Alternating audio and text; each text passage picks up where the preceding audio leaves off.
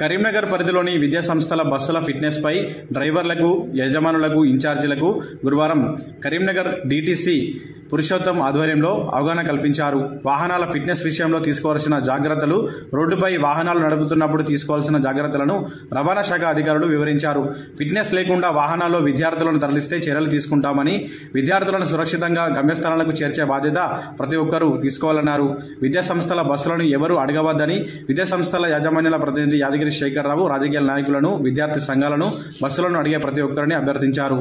ఈ కార్యక్రమంలో డిటిఓ శ్రీకాంత్ చక్రవర్తి, ఎంవీఐ రవికుమార్ తదితరులు పాల్గొన్నారు.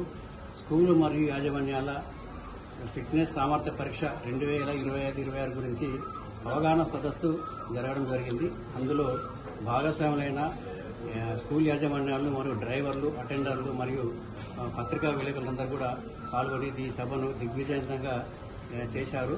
దీనిలో మేము తీసుకోవాల్సిన జాగ్రత్తలు, ఫిట్నెస్ గురించి ఏదైతే వాళ్ళైతే ఏమేమి పాటించాలో నియమ నిబంధనలు మరియు ఏవైతే చేయకూడదని చేయవలసినవి కూడా అన్ని ఖచ్చితంగా చెప్పడం జరిగింది.